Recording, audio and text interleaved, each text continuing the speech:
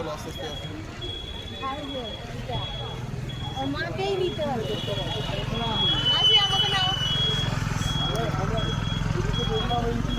Ready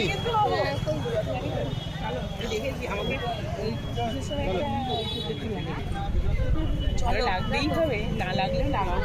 এদিকে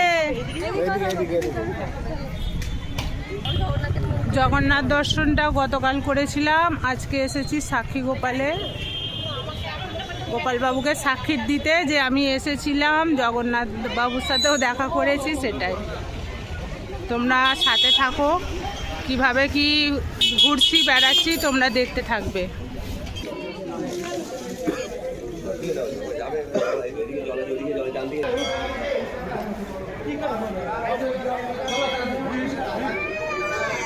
চলে এসেছি মন্দিরের ভিতরে।